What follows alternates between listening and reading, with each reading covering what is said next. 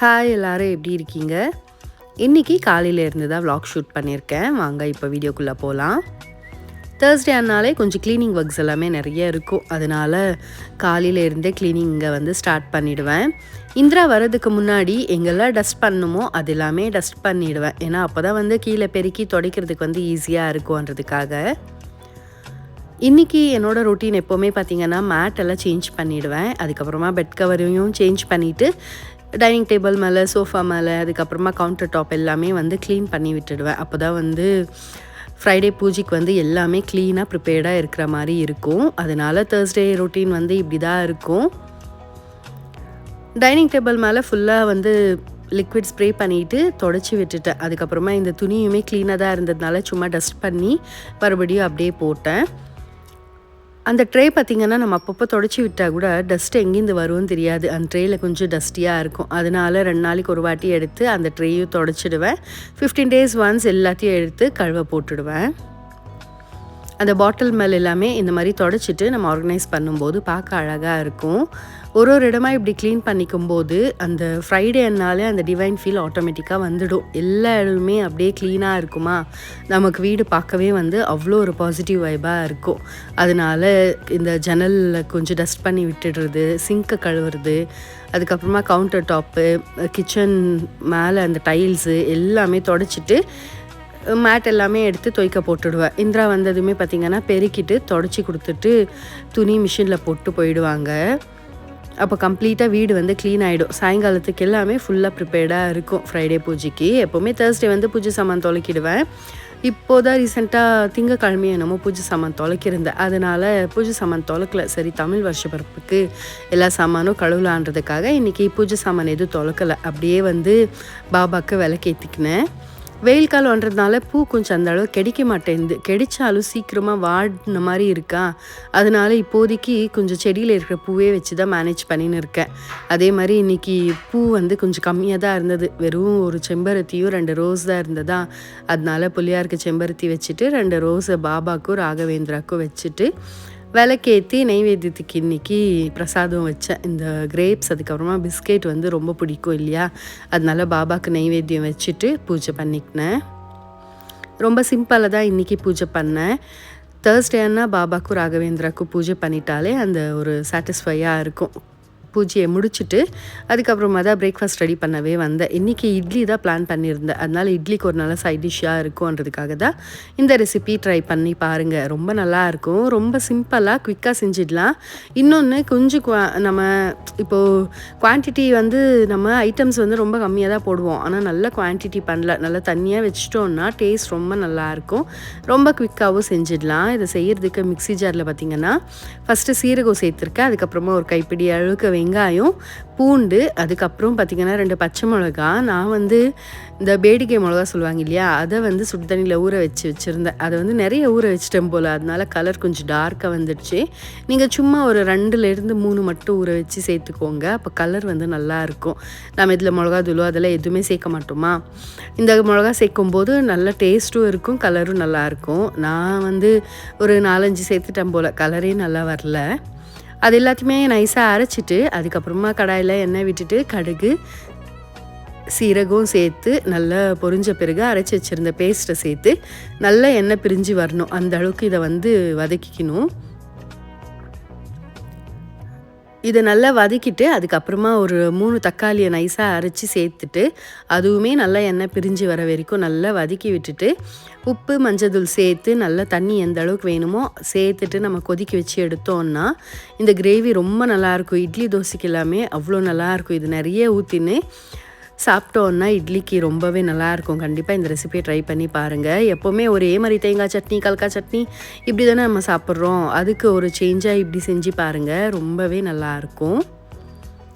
நம்ம தண்ணியாக எந்த மாதிரி ஒரு கன்சிஸ்டன்சி வேணுமோ அப்படி நம்ம தண்ணி ஊற்றி இது பண்ணிவிட்டு அதுக்கப்புறமா மஞ்சளும் ஒரு டேஸ்ட்டுக்கு தகுந்த மாதிரி உப்பு சேர்த்துட்டு நல்லா எண்ணெய் பிரிஞ்சு வர வரைக்கும் கொதிக்கணும். அப்படி நல்லா கொச்சிச்சேன்னா அந்த கிரேவி வந்து ரொம்ப நல்லாயிருக்கும். ரொம்ப சிம்பிளாக குவிக்காக செஞ்சிடலாம். ஆனால் டேஸ்ட் ரொம்பவே சூப்பராக இருக்கும். கண்டிப்பாக ட்ரை பண்ணி பாருங்கள். கடைசியில் கொஞ்சமாக கொத்தமல்லியை தூவிட்டு ஸ்டவ் ஆஃப் பண்ணிட்டேன். எனக்கு எப்போவுமே குக்கிங் ஆன உடனே இன்னொரு பாத்திரத்தில் வந்து மாற்றி வச்சிடணும். அதுலேயே வச்சா எனக்கு அதுவே ஒரு பாதி டென்ஷனாக இருக்கும். குக்கிங் ஆன உடனே அடுத்த பாத்திரத்துக்கு வந்து மாற்றிடுவேன். இதை வந்து மாற்றிட்டு அதுக்கப்புறமா டைனிங் டேபிள் மேலே நம்ம வச்சிட்டோன்னா நமக்கு ஒரு பெரிய வேலை ஆன மாதிரி இருக்கும். எப்போவுமே நான் வந்து இது வந்து ரெகுலராக ஃபாலோ பண்ணுவேன்.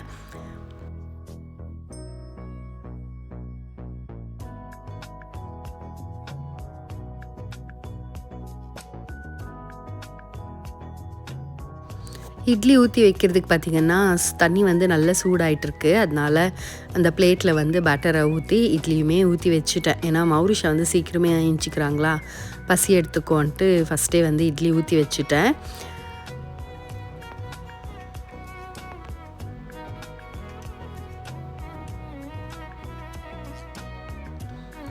டைனிங் டேபிள் மேலே வச்சிட்டோன்னா அவங்க பாட்டிக்கு வந்து போட்டு சாப்பிடுவாங்க. அதனால எப்போவுமே ரெடியான உடனே டைனிங் டேபிள் மேலே அரேஞ்ச் பண்ணி வச்சுடுவேன்.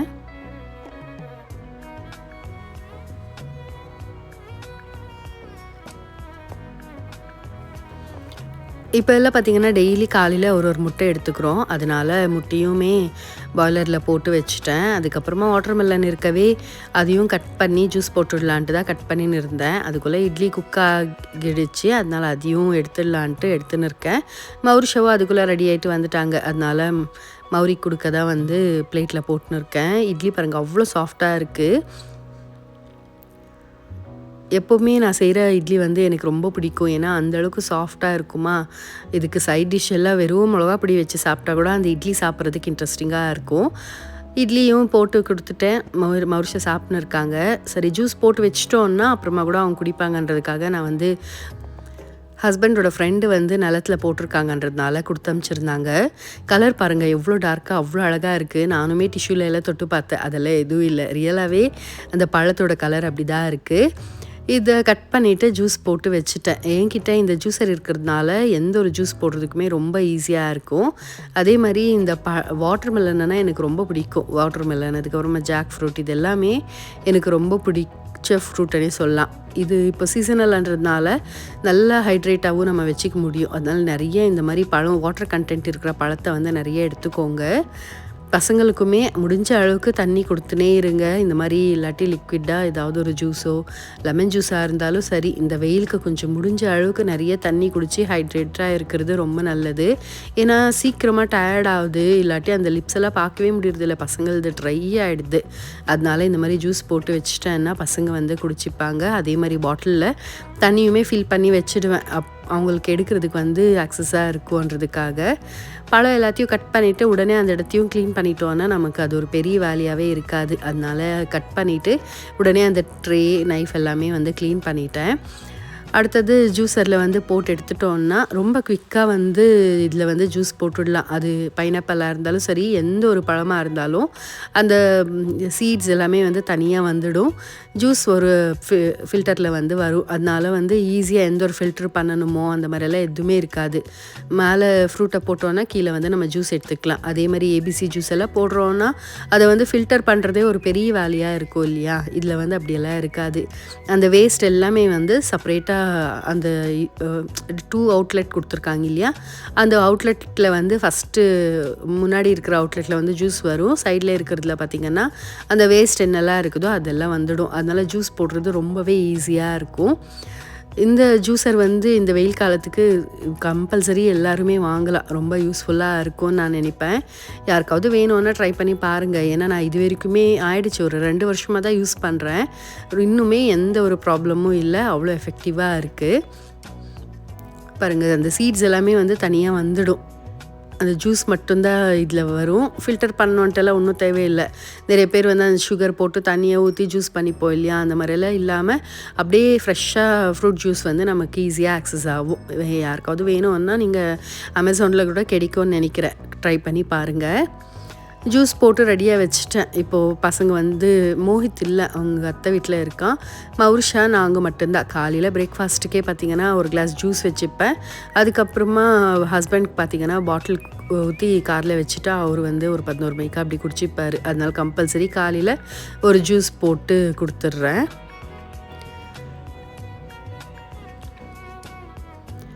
கையோட மிக்ஸி ஜார், அதுக்கப்புறமா இந்த மிக்ஸி எல்லாத்தையுமே அந்த கிரைண்டர் பார்ட் எல்லாத்தையும் வந்து க்ளீன் பண்ணிட்டோன்னா நமக்கு வந்து ஈஸியாக இருக்கும். அதனால அதுவுமே க்ளீன் பண்ணி மேட்டில் போட்டு வச்சுட்டேன், இது ட்ரைன் ஆகட்டும்ன்ட்டு. நேற்று வந்து பிக் மார்ட் போயிருந்தேன். இங்கேயே வீட்டுக்கிட்டேயே பார்த்திங்கன்னா மாட்டு இருக்குது. எதெல்லாம் இல்லையோ அது மட்டும் அப்பப்போ வாங்கிப்பேன்.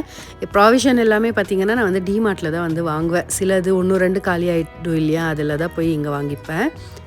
நேற்று பார்த்திங்கன்னா சபீனா காலி ஆகிட்டு இருந்துச்சு, சபீனா வாங்கின்னு வந்தேன். அதுக்கப்புறமா வர வர வெயில் பார்த்திங்கன்னா ரொம்ப அதிகமாக இருக்கா, சரி கம்பங்கூழ் பண்ணலான்றதுக்காக கம்பு கூட வாங்கின்னு வந்திருந்தேன்.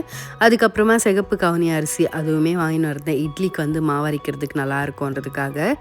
அந்த அரிசி வாங்கிட்டு கல்லுப்பு எப்போவுமே வந்து எக்ஸ்ட்ராவாக ஸ்டாக் வச்சுன்னே இருப்பேன். அதனால் அதுவுமே 2 பேக்கெட் கல்லுப்பு. சந்தனம் ஆகிட்டு இருந்துச்சு, அதுக்குனால சந்தனம் டியூபு. அதுக்கப்புறமா மௌரிஷா வந்திருந்தாங்களா, டெய்ரி மில்க் வாங்கிக்கினாங்க. வாங்கின்னு நேற்று நைட்டு வந்தோமா, எதுவுமே எடுத்து வைக்கல, அப்படியே வச்சுட்டு இருந்தேன். அதை தான் வந்து இப்போ பாட்டிலில் ரீஃபில் பண்ணின்னு இருக்கேன். வாங்கின்னு வந்த உடனே இப்படி ஸ்டோர் பண்ணிட்டோன்னா நமக்கு வீடு மெஸ்ஸியாக இல்லாமல் இருக்கும். அதே மாதிரி எல்லா இடமும் க்ளீனாக மெயின்டைன் பண்ணிக்கலாம்.